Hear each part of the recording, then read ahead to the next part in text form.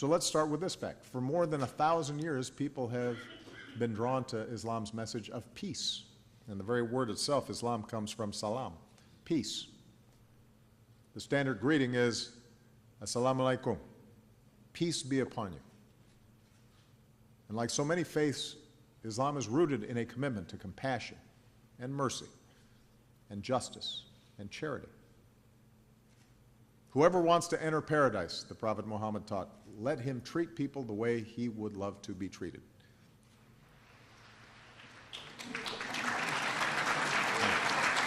And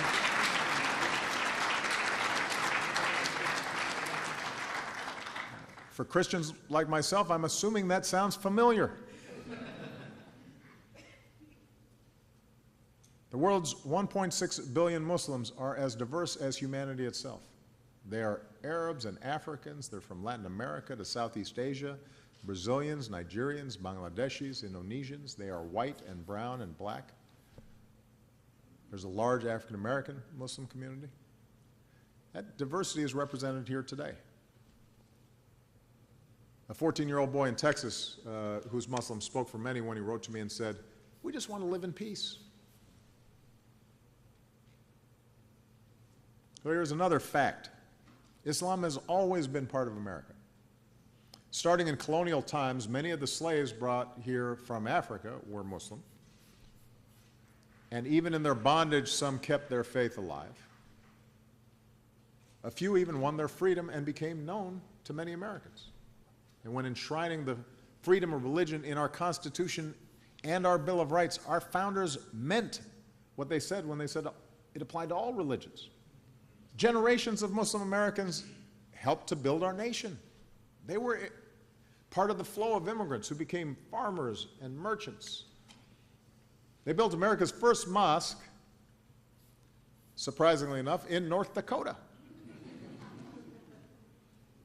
America's oldest surviving mosque is in Iowa. The first Islamic center in New York City was built in the 1890s. Muslim Americans worked on Henry Ford's assembly line, cranking out cars. A Muslim American designed the skyscrapers of Chicago. Perhaps the most pertinent fact. Muslim Americans enrich our lives today in every way. They're our neighbors, the teachers who inspire our children, the doctors who trust us with our health, future doctors like Saba. They're scientists who win Nobel Prizes, young entrepreneurs who are creating new technologies that we use all the time. They're the sports heroes we cheer for, like Muhammad Ali and Kareem Abdul-Jabbar, Hakeem Olajuwon. And by the way, when Team USA marches into the next Olympics, one of the Americans waving the red, white, and blue will be a fencing champion wearing her hijab.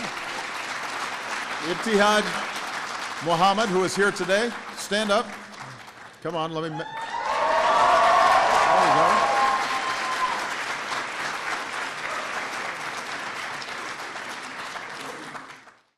So the best way for us to fight terrorism is to deny these organizations legitimacy and to show that here in the United States of America, we do not suppress Islam. We celebrate and lift up the success of Muslim Americans.